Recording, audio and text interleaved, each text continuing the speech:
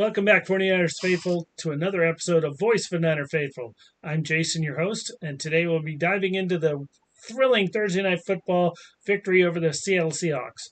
Don't forget to like, comment, and make sure to subscribe for more content like this as we continue to break down everything San Francisco 49ers football. Also, let me know about what you think of my updated intro. The music's still the same, but I updated the pictures a bit. I also would like to update the music, so if you have any ideas, please pass them on. So let's get into it.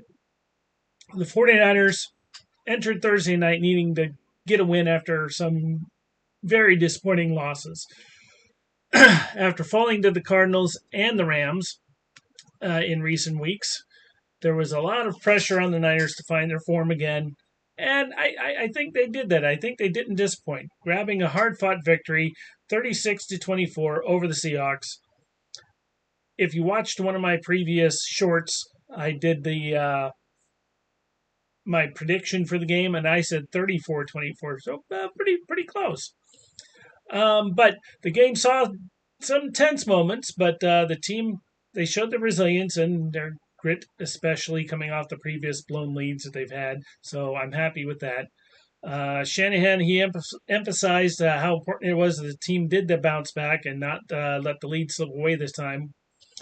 We'll talk about the 49ers, how the 49ers went from dominating the first half to nearly slipping up in the third quarter to closing out the game with a nice, strong, decisive finish.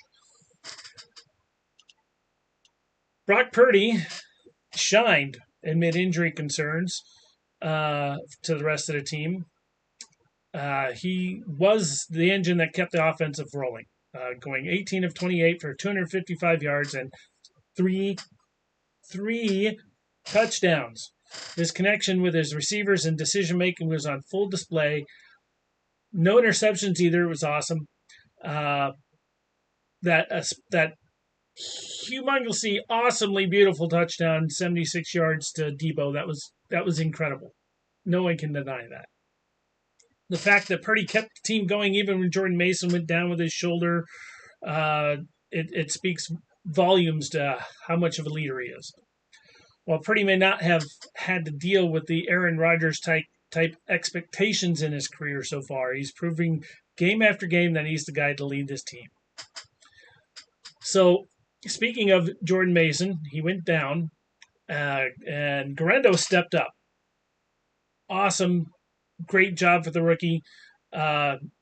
Because of Mason leaving with that AC joint sprain, it was tough seeing our leading rusher get put on the sidelines. But luckily, our rookie, Isaac Guerrero, took over the backfield duties, and he shined. 99 yards and just 10 carries, including that 76-yard run that helped seal the game. And he was smart enough. He slid. He didn't go into the end zone, and he didn't go out of bounds, killing the clock some more. That's just plain smart on his part. It was awesome. The defense and key stops. The defense, they got some good. They did have some good credit here. Yes, the Seahawks put up a fight, but 49ers defense, they got the crucial stops. We're gonna dive into Geno Smith's struggles a little bit, just a little, including his two costly interceptions, both to rookies. I'm just to pass that on. And another that potentially cost the Seahawks a go-ahead touchdown, that second interception. That was awesome. Green came up huge with that with an interception, and so did Mustafa. Both of them. I mean, all of our rookies this game that were playing, even Pooney. This was a awesome showing for all these rookies, and I think this just goes to show you how well the 49ers are good at picking in the draft. And yes, there are a couple exceptions.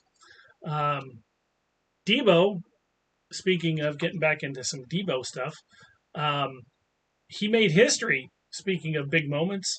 He had another monster performance with a 76-yard touchdown catch that made him the first wide receiver in NFL history to record 20 touchdown receptions and 20 rushing touchdowns. His versatility is one of the most dangerous weapons in the league. And it's just the wide back position. No one else can do it like he can. And of course, Nick Bosa, 14 pressures. I'm amazed that he didn't get a sack that game. But 14 pressures. No wonder we won that game. So the red zone, though, and I'm still a little iffy on the red zone. Yes, we put up 36 points, but I still think it's too many field goals instead of touchdowns. I'm hoping that as all these younger players get more into a groove, we'll be able to get into that, and maybe week 10, week 11, maybe somewhere around there, we'll get McCaffrey back, and that'll definitely help. But I think as our rookies are growing, I think that'll help a lot. And I think even Mason, he's growing more into his role, and I think he'll be more of a pass catcher in the future. So it's been a consistent issue with the red zone stuff. We're ranked 29th in red zone conversions coming into this game. And it probably didn't help a lot just because of how many, we got into the end zone, but some of our touchdowns were huge touchdowns. So it's going to be an up and down thing. I think we're going to keep improving, but it's still going to look a little rocky next couple of games, unfortunately. Our special teams giveth, and our special teams taketh away. Let's not forget about special teams, an area that's been both a strength and a weakness. Chenault's 97-yard kickoff return for a touchdown was a blow. I mean, that's the reason they had that 14-point. They scored 14 unanswered points, and we got to tackle better on special teams and defense for that matter. But special teams, since that's what we're talking about, got to tackle better. 49ers special teams allowed some crucial plays this season, but then again, Isaac Guerendo's own 93-yard return late in the game gave us that big, much-needed spark, and I'm sure that number 44 is not arguing about that the very next play. Yes, I'm adjusting something on my computer so I could see better. I have my notes right behind the screen here, so that's why I keep looking at that. I want to make sure I don't forget anything. So, speaking of my notes, I think, let me scan down here. Oh, here we are. Injury concerns. Yes, we had some more injuries this time. Not just Christian McCaffrey, who's still dealing with the Achilles tendonitis in both ankles.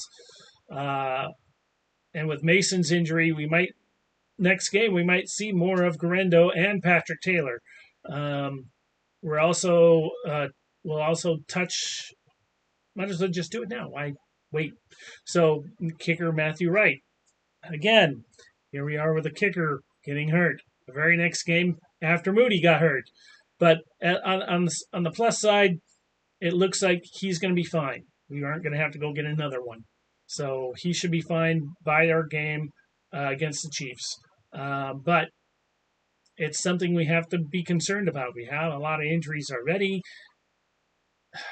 I just hope this isn't going to turn into, 2020 season where we just kind of were injured all over the place. But let's hope that doesn't happen here.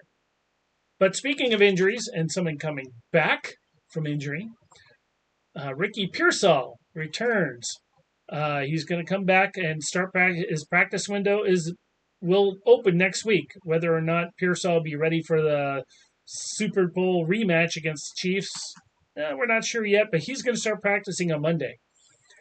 I can't wait to see him. I hope they have a lot of highlights of him that they can put out there. I want to see it. I think he's going to be awesome for us. and everyone's not going to be paying. They're going to be paying attention to Ayuk. They're going to be paying attention to Debo. They're going to be paying attention to everybody else. I think he'll fly under the radar in that first game that he's back. He's going to make some big plays. Looking ahead, the 49ers are at 500 right now, 3-3. We're lucky that we're sitting atop the NFC West at the moment. That's only because of the tiebreaker over the Seahawks.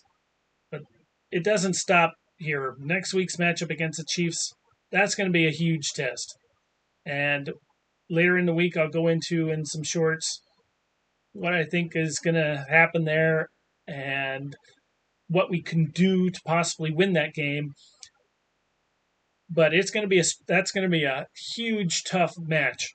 They'll be coming off a full bye week. We're coming off a kind of a extra couple of days thing because of Thursday night, but yeah, that's going to be a tough one. But Patrick isn't doing as well as he's been in the past years. He's, I think last I read, he was like 6 touchdowns, but 6 interceptions as well. They just been scraping by with what a lot of people are saying is ref help, but it's part of the game. We'll get into that later in the week. So that wraps up this episode of Voice of a Niner Faithful. Remember to like, comment, and subscribe so you don't miss any future episodes or any of my shorts. I'm going to be popping those up a lot more. Hope you all tune in and join us the next full episode, which will be after the Chiefs game. And I'll actually be home to watch that one as opposed to having to listen to the last game, which I ended up watching earlier today. Excuse me. So, anyway, as always, enjoy our team, keep supporting our team, and always stay faithful. Go Niners!